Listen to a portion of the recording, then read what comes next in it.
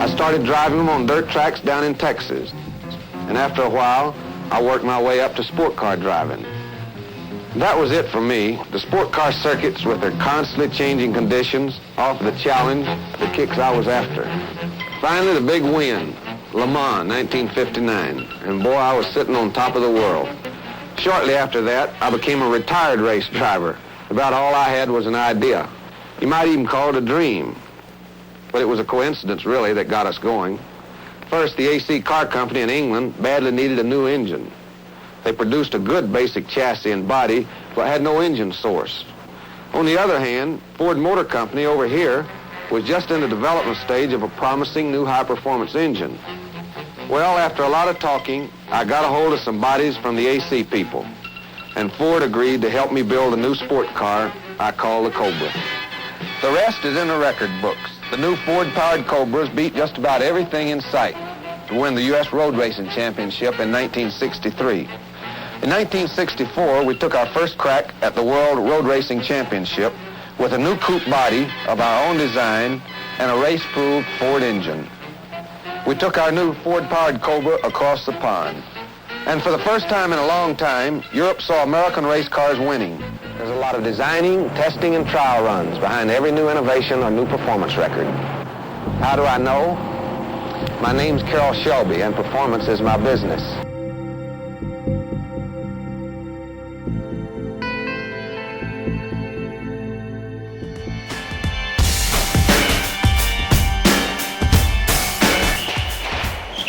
The concept of the Viper was born, innocently enough, from a casual conversation one day in 1988 between two automotive icons, Bob Lutz and legendary automotive designer and racing driver Carroll Shelby. We decided, sitting right there, that we wanted to build, the two of us, was a 60s type muscle car, or Cobra type sport car, two-place sport car with some 90s technology in it.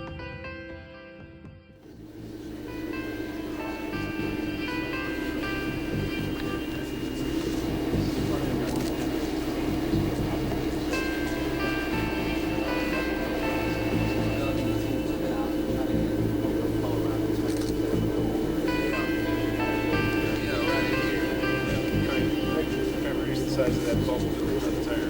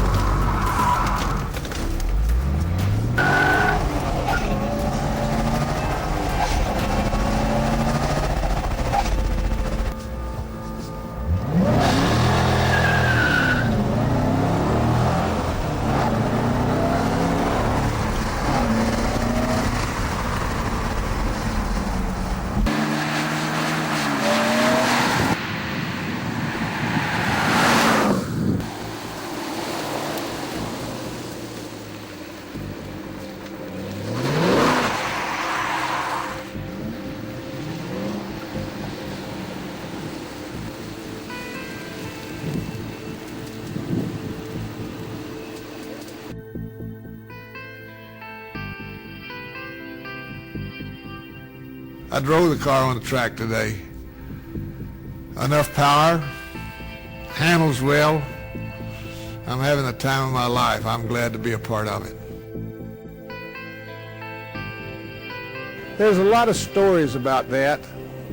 Some people say it was a dream, that I woke up and wrote the name down at night. To tell you the truth, I don't know where it came from, because I've always said a car makes a name doesn't make a car. You can have the best name in the world, if the car's not any good, that nobody's ever going to remember it.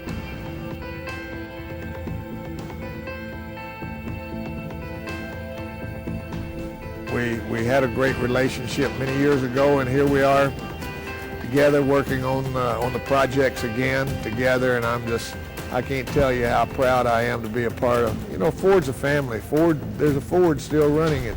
There's a Ford name up there, but there's a Ford still running it. The Ford family is still involved, so I feel very, very comfortable with Ford, and I'm just tickled to death to be back, and with a new Mustang that we're looking at here today. God, as a NASCAR boy, I say that's awesome.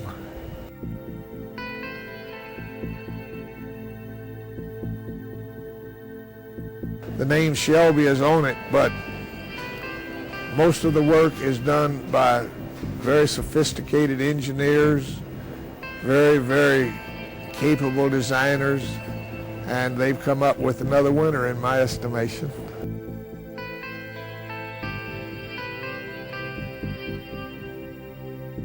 So I said, guys, put a budget together. We came up with a budget of $15,000.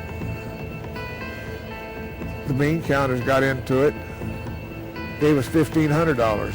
That's where the first GT350 came from. It cost $1,500 to put the first one together.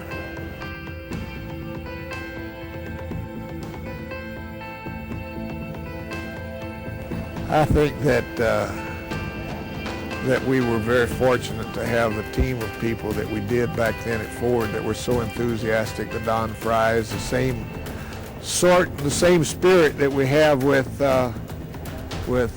Hal and Phil Martins and so forth that we have today. People that don't look at it and say, oh, that's too difficult, or we can't do that.